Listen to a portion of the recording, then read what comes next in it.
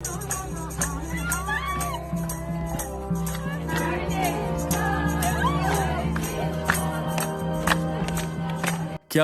एक मुस्लिम देश की लड़की, वो भी जंग के बीच, हर हर महादेव गा सकती है? रुकिए, स्क्रॉल मत कीजिए, क्योंकि आज जो आप सुनने वाले हैं वो सिर्फ एक वायरल वीडियो नहीं है। ये आपकी सोच, आपके विश्वास और आपकी समझ को हिला देने वाली कहानी है। सोचिए, बाहर मिसाइलें गिर रही हैं, लोग डर में जी रहे हैं, और उसी समय एक अंधेरे कमरे में बैठी एक ईरानी लड़की आंखें बंद करके महादेव का नाम ले रही है। उसकी आवाज में डर नहीं, बल्कि एक अजीब सा सुकून है। आखिर क्यों, कैसे? आज के इस वीडियो में हम सिर्फ उस गाने को नहीं सुनेंगे, हम उसके पीछे छुपे उस रहस्य को खोलेंगे जो शायद आपको कभी किसी ने नहीं बताया। ईरान जैसी इस्लामिक धरती पर शिव भक्ति कैसे पहुंची? क्या यह सिर्फ एक इमोशनल मोमेंट है, या फिर इसके पीछे छुपा है हजारों साल पुराना कनेक्शन? और सबसे बड़ा सवाल, उस गाने में दिख रहा वो रहस्यमयी सिक्का क्या सच में इतिहास का कोई छुपा हुआ सबूत है? क्या सच में कभी ईरान में हिंदू संस्कृति सांस लेती थी? अगर आप अभी ये सोचकर निकल गए कि ये तो बस एक और वायरल वीडियो है, तो यकीन मानिए आप बहुत बड़ी सच्चाई मिस कर देंगे, क्योंकि अगले कुछ मिनटों में जो खुलासा होगा वो आपको अंदर तक झकझोर देगा और शायद आपके भगवान, धर्म और इतिहास को देखने का नजरिया हमेशा के लिए बदल देगा। चलिए दोस्तों, जरा जल्दी से कमेंट करके बताइए, ये वीडियो आपको कैसे मिला? क्या आपने इसे खुद सर्च किया था, या ये अचानक आपकी स्क्रीन पर आ गया और आपने क्लिक कर दिया? सच सच बताइए, क्योंकि हमें भी जानना है कि आखिर YouTube आज हमारे सनातन धर्म की ये आवाज आप तक कैसे पहुंचा रहा है। और हाँ, अगर आप सच में एक सच्चे हिंदू हैं तो अभी के अभी चैनल को सब्सक्राइब कर लीजिए, ताकि आने वाली हर एक वीडियो सबसे पहले आपको मिले। वीडियो को लाइक करना मत भूलना, ताकि दुनिया को दिखाया जा सके कि सनातन की शक्ति अभी जिंदा है। तो चलिए बिना वक्त गंवाए बढ़ते हैं वीडियो में आगे। युद्ध के बीच ईरानी लड़की का गाना हुआ वायरल। महादेव की स्तुति कर रही महिला। ईरान में कैसे जागी शिव भक्ति? ईरान और हिंदू धर्म का क्या कनेक्शन है? क्या है इस गाने का अर्थ? गाने में दिख रहे सिक्के का रहस्य क्या है? और कहां से आया ईरान की इस्लामिक धरती पर शिव मंदिर? क्या है इस मंदिर की सच्चाई? जानने के लिए वीडियो में आखिर तक बने रहें, और पहली बार चैनल से जुड़े हैं तो इसे सब्सक्राइब जरूर कर लें। अमेरिका, इजराइल और ईरान के बीच चल रही जंग से दुनिया भर में तनाव है। कहीं महंगी होती गैस लोगों को सता रही है, तो कहीं कच्चे तेल की कमी भविष्य को लेकर डरा रही है। युद्ध की ये चिंगारी जैसे जैसे आग का गोला बन रही है, वैसे वैसे अर्थशास्त्रियों को 1970 का वह दशक याद आ रहा है, जब पश्चिमी देशों की मंदी ने लोगों की नींदें उड़ा दी थीं। एक तरफ डोनाल्ड ट्रंप और बेंजामिन नेतन्याहू अपनी जिद छोड़ने को तैयार नहीं हैं, तो वहीं ईरान भी हाहाकार मचाने के लिए नए नए तरीके आजमा रहा है, जिस वजह से ये वॉर बढ़ता ही जा रहा है। ऐसे में भारत समेत विश्व भर में चिंता की लकीरें हैं और हर कोई डरा हुआ है। लेकिन इस भय और अशांति के माहौल में सोशल मीडिया पर एक ऐसा वीडियो वायरल हो रहा है जो मन में शांति, भक्ति और सुकून की अलग जगा रहा है। ये वीडियो ना तो फनी है, न ही एंटरटेनिंग, और न ही वॉर से जुड़ी किसी गुड न्यूज का, बल्कि यह वीडियो है देवों के देव महादेव की महिमा और भक्ति का।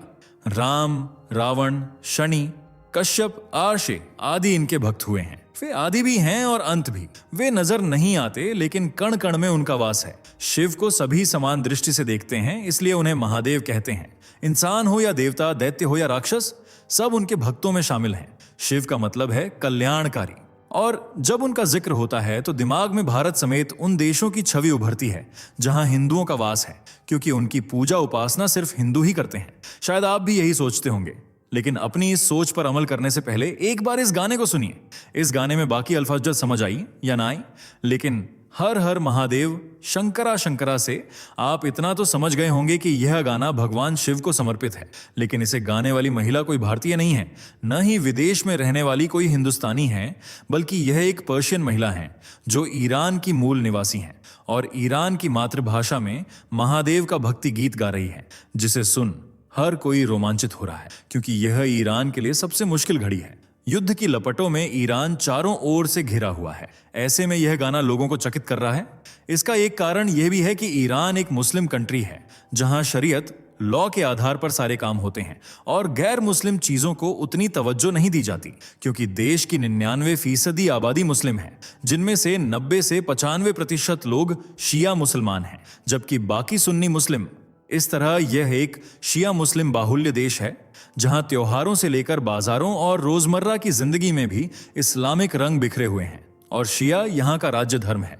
ऐसे में इस इस्लामिक धरती से शिव जी को समर्पित गीत का उतरना अपने आप में एक चमत्कार की बात है। इस सॉन्ग को 6 मार्च 2026 के आसपास रिलीज किया गया था, जिसके बाद से ही सोशल मीडिया पर इसकी धूम देखने को मिल रही है। अब तक मिलियनों में लोग इस गाने को देख और सुन चुके हैं और अपनी अपनी प्रतिक्रिया दे रहे हैं। लोगों का कहना है कि भक्ति की कोई सीमा नहीं होती।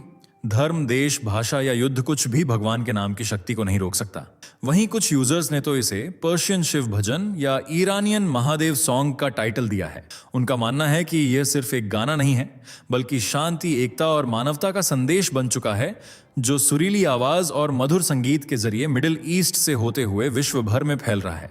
ये गाना लगभग 2.5 मिनट का है, जो एक तरह से भगवान शिव को डेडिकेट किया गया जाप है, उनकी स्तुति है, जिसमें महादेव की जय जयकार की जा रही है। गाने की पहली लाइन का मतलब है कि महादेव का संदेश पूरी दुनिया तक पहुंचे।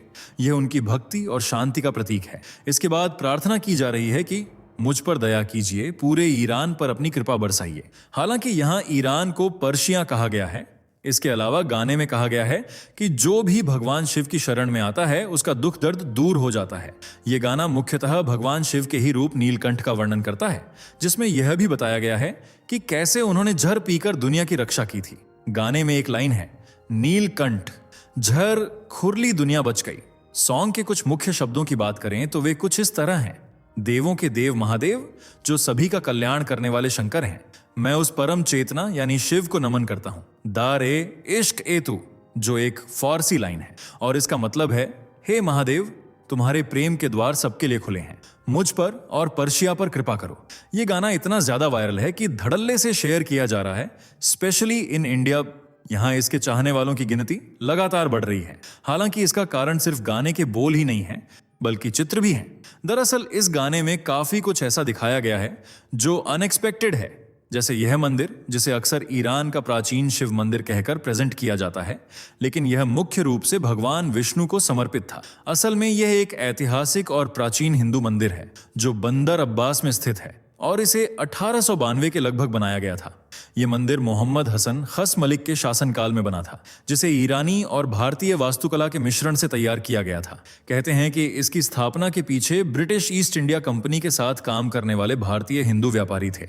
मंदिर में भगवान विष्णु के अलावा भगवान शिव, कृष्ण और अन्य देवी देवताओं की मूर्तियां भी स्थापित थीं, जिन्हें 1960 के करीब, जब भारतीय व्यापारियों ने ईरान छोड़ा, तब हटा दिया गया था और आज ये बंदर अब्बास में एक म्यूजियम के रूप में संरक्षित है। लेकिन ईरान में हिंदू इतिहास का बड़ा प्रतीक है, पर यह कहना बिल्कुल गलत होगा कि यह पूरी तरह से भगवान शिव को समर्पित था। हाँ, यहाँ शिव जी की पूजा जरूर होती थी। इसके अलावा गाने में ईरान अफगानिस्तान बॉर्डर के पास खुदाई में मिली भगवान शिव की प्रतिमा को भी दिखाया गया है, जो एक कुषाणकालीन मूर्ति है। इसके अलावा एक शिवलिंग के इर्द गिर्द कई मुस्लिम्स को पूजा करते हुए दिखाया गया है। साथ में कई प्राचीन हिंदू मंदिर भी हैं जिन्हें नष्ट कर दिया गया था।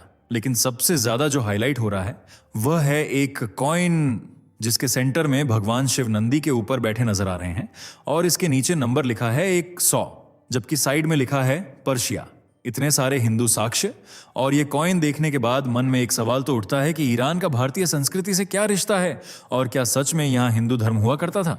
इस सवाल को समझने के लिए हमें ईरान का इतिहास समझना होगा और इसके लिए हमें लौटना होगा 1500 ईसा पूर्व से 7वीं शताब्दी ईस्वी के बीच में, जब ईरान में हिंदुइज्म पारसी धर्म के रूप में फल फूल रहा था। उस समय भेरत में रहने वाले वैदिक और ईरान के अवेस्ता लोग सेम आर्यन मूल के थे, जिस वजह से ऋग्वेद और अवेस्ता में भाषा व देवताओं में काफी सिमिलैरिटीज हैं। 522 से 486 ईसा पूर्व में दारियस महान के शासनकाल में भारतीय व्यापारियों का फारस यानी वर्तमान के ईरान में यात्रा का जिक्र कई किताबों में मिलता है। यह वह समय था जब फारस में हिंदू मुख्य धर्म नहीं था, लेकिन धीरे धीरे भारतीय अर्शियों और फारसियों के बीच संबंध गहरे होने लगे और अचमेनिद साम्राज्य में पारसी धर्म प्रमुख धर्म बन गया।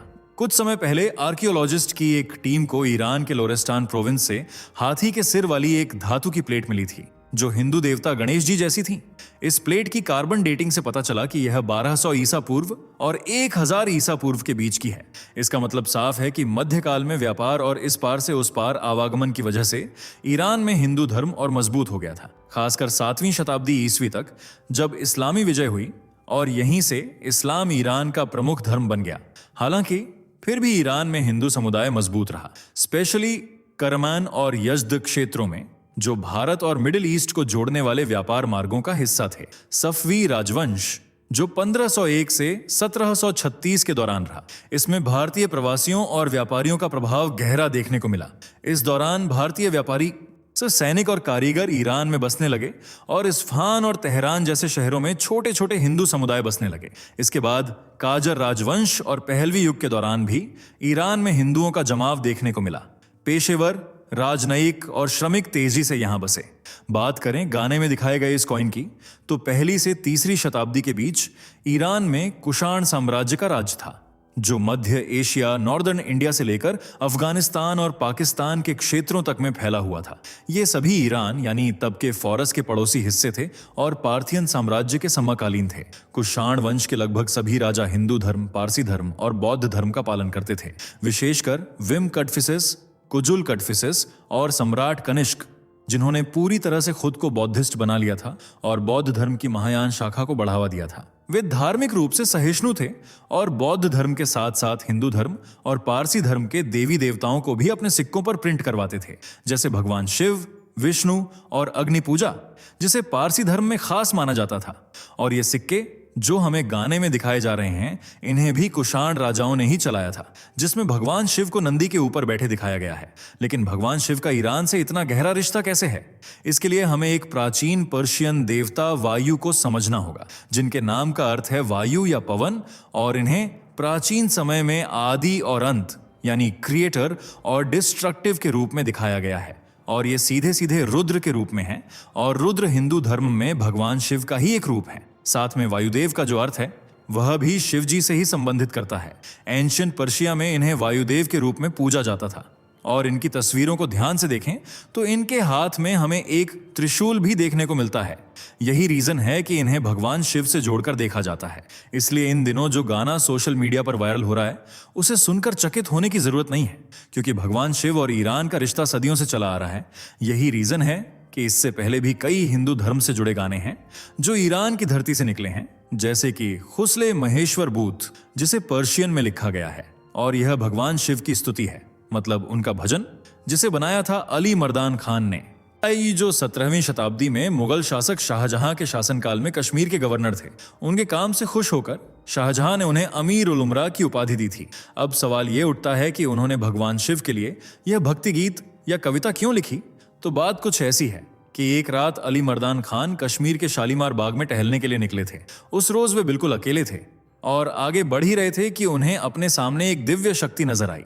उन्होंने एक छोटी देखी जहां साक्षात भगवान शिव खड़े हुए थे। उन्होंने शिव के उसी रूप को देखा जिसका वर्णन वेदों में और धार्मिक ग्रंथों में किया गया था। शरीर पर भस्म, गले में नाग और जटाओं में गंगा के साथ अर्धचंद्र। कहते हैं कि अली मर्दान भगवान शिव के इस रूप से इतने प्रसन्न हुए कि उन पर एक कविता लिख दी, जो बाद में एक गाना बन गया। ऐसे ही कई और भी सॉन्ग हैं जो ईरानियों द्वारा गाए गए हैं और आपको हैरान परेशान कर सकते हैं। लेकिन ये गाने हमें इतना तो बताते हैं कि सीमा के भीतर हो या सीमा पार, महादेव की महिमा का कोई अंत नहीं है। उनके चाहने वाले पूरे संसार में फैले हुए हैं और वे भी हर किसी पर अपनी कृपा बरसा रहे हैं। वैसे ईरानी महिला के इस गाने पर आपकी क्या राय है? कमेंट करके जरूर बताएं। वीडियो पसंद आई हो तो लाइक, शेयर करके चैनल को सब्सक्राइब और बेल आइकन को प्रेस भी कर लीजिए। दोस्तों, आपको स्क्रीन पर 2 और वीडियोस दिखाई दे रही हैं, जिसे देखने के लिए स्क्रीन पर क्लिक करें।